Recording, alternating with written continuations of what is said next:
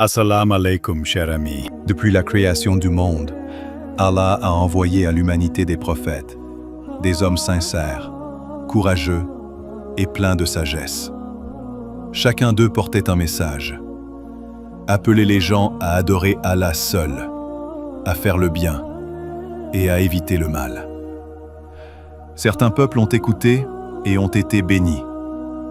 D'autres ont tourné le dos, se croyant trop forts pour avoir besoin de leur Créateur. Dans cette série, Les histoires des prophètes, nous partons ensemble à la découverte de ces récits magnifiques, tirés du Saint-Coran.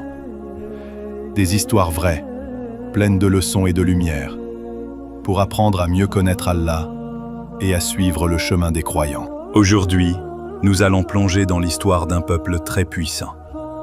Un peuple qui construisait des maisons immenses, des palais dans les montagnes, mais qui a oublié celui qui leur avait tout donné. Et Allah leur envoya un prophète courageux et patient, le prophète Houd, alayhi salam. Écoute bien cette histoire, car elle nous apprend que la vraie force ne vient pas des muscles ni des richesses, mais de la foi, de la gratitude et de la confiance en Allah. Voici donc l'histoire du prophète Houd, alayhi salam. Il était une fois, bien après le temps du prophète Nuh, alayhi salam, un peuple immense et puissant qu'on appelait le peuple de Had. Ce peuple vivait dans une vaste région appelée Al-Akaf, entre le Yémen et Oman. C'était une terre magnifique, entourée de montagnes et de dunes dorées, où soufflait un vent chaud et paisible. Les gens de Had étaient très forts, grands de taille, solides de corps, capables de construire des maisons gigantesques et des palais soutenus par d'énormes colonnes. Ils disaient fièrement « Qui peut être plus fort que nous ?» Et en effet, à leurs yeux, rien ne pouvait les atteindre. Leur puissance les avait rendus fiers et leur richesse les avait rendus arrogants. Mais avec le temps, ils oublièrent celui qui leur avait donné tout cela. Allah, le Créateur des cieux et de la terre. Ils commencèrent à adorer des statues, des idoles faites de pierre et de bois, en pensant qu'elles pouvaient leur apporter la pluie, la santé et la victoire. Leur cœur s'était éloigné du bien, et leur foi s'était éteinte comme une lampe sans huile. Alors, par sa miséricorde, Allah envoya parmi eux un homme de leur propre peuple, un homme noble, sage et sincère, le prophète Houd, alayhi salam. Houd se leva au milieu d'eux et leur parla avec douceur et fermeté. « Ô mon peuple, adorez Allah, car vous n'avez point de divinité autre que lui. Craignez-le, remerciez-le, et il vous comblera de ses bienfaits. » Il leur rappela les faveurs d'Allah, la force qu'ils avaient, les terres fertiles qu'ils cultivaient, l'eau pure qu'ils buvaient, et les beaux jours qu'ils vivaient. Puis il leur dit, « Ô mon peuple, demandez pardon à votre Seigneur et repentez-vous à lui. Il vous enverra des pluies abondantes et ajoutera encore de la force à votre force. » Mais le peuple de Had, aveuglé par l'orgueil, se moqua de lui. Ils dirent, « Ô Houd, tu n'es qu'un homme comme nous. Tu n'as aucune preuve de ce que tu dis.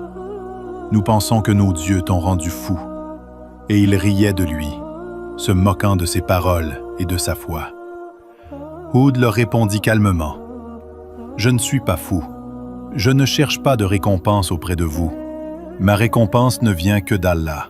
Je prends Allah à témoin, et vous aussi soyez témoins, que je désavoue tout ce que vous adorez en dehors de lui. » Puis il ajouta, « Je place ma confiance en Allah, mon Seigneur et le vôtre. Rien sur terre ne bouge sans sa permission. » Les jours passaient, et les avertissements du prophète restaient sans effet. Alors Allah, dans sa sagesse, commença à les éprouver. Le ciel devint sec, les nuages disparurent, les champs se fanèrent, les arbres ne donnaient plus de fruits, et les rivières s'asséchèrent. Les gens de Had commençaient à souffrir de la soif et de la faim. Houd leur dit encore, « Ô mon peuple, c'est un signe de votre Seigneur. Revenez à lui avant qu'il ne soit trop tard. » Mais leur cœur était dur comme la pierre. Ils levèrent la tête vers le ciel et dirent avec arrogance: « Fais venir ton châtiment, Houd, si tu es vraiment prophète. » Puis un jour, un immense nuage noir apparut à l'horizon. Le peuple se mit à crier de joie. « Enfin, voilà un nuage plein de pluie. Nos champs vont reverdir. » Ils se mirent à danser et à rire. Mais Hud, le prophète d'Allah, les regarda avec tristesse et leur dit: « Ce n'est pas un nuage de pluie. C'est le vent du châtiment qu'Allah vous envoie. » Le nuage s'approcha lentement, et soudain un vent terrible se leva. Un vent froid, violent, hurlant, qui arracha tout sur son passage. Ce vent souffla sans répit pendant 7 nuits et 8 jours consécutifs. Il souleva les hommes dans les airs et les rejeta au sol, les laissant sans vie, comme des troncs de palmiers creux. Le Coran dit: « Il détruisait tout par l'ordre de son Seigneur, et il ne resta rien d'eux, sauf leur demeure. » Sourate Al-Ahqaf, verset 25. Le peuple de Had, si fier et si puissant, disparut en un instant.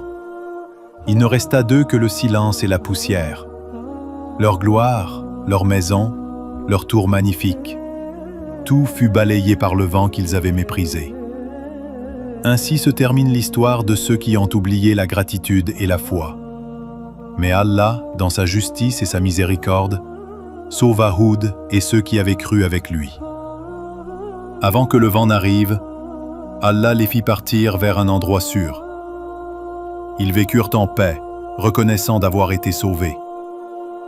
Le prophète Houd leva les mains vers le ciel et dit: « Louange à Allah, qui sauve les croyants et détruit l'arrogance des injustes. » Et Allah dit dans le Coran: « Lorsque vint notre ordre, nous sauvâmes Houd et ceux qui avaient cru avec lui par une miséricorde de notre part, et nous les délivrâmes d'un châtiment rigoureux. » Sourate Houd, verset 58.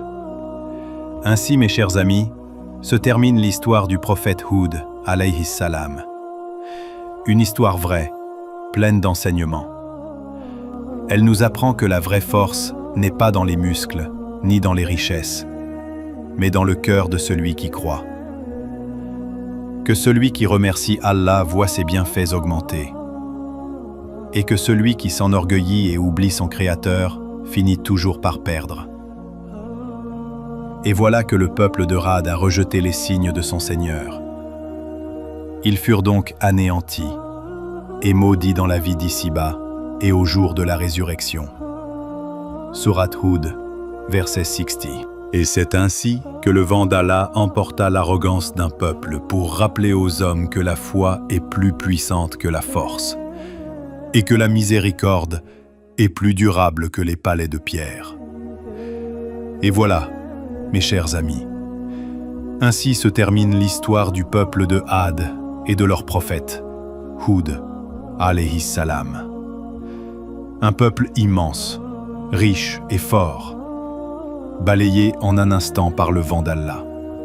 Et un prophète patient, sincère et fidèle, sauvé par la miséricorde du Très-Haut.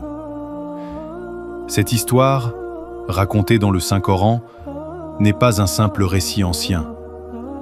C'est une leçon pour nous tous, pour chaque cœur qui cherche la vérité. Elle nous apprend d'abord que la vraie force ne vient pas des muscles, ni des palais, mais du cœur qui croit en Allah et qui se soumet à lui. Elle nous apprend aussi que l'arrogance ferme les portes de la miséricorde, tandis que le repentir les ouvre toutes. Elle nous rappelle que les bénédictions ne durent que si l'on remercie Allah, et qu'aucune richesse ne protège de sa puissance.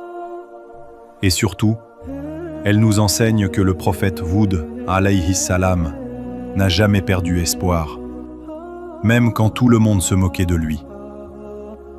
Il a gardé la foi, la patience et la confiance en son Seigneur. Alors, souvenons-nous de lui.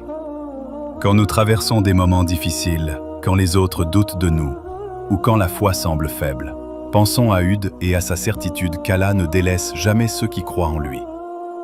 Qu'Allah nous fasse tirer profit de ces récits qu'il nous accorde la sagesse des prophètes et la patience des croyants. Et rendez-vous, Inch'Allah, dans le prochain épisode de notre série Les histoires des prophètes, pour découvrir une nouvelle histoire, un nouveau message, une nouvelle lumière du Coran. Wassalam alaikum wa rahmatullahi wa barakatuh.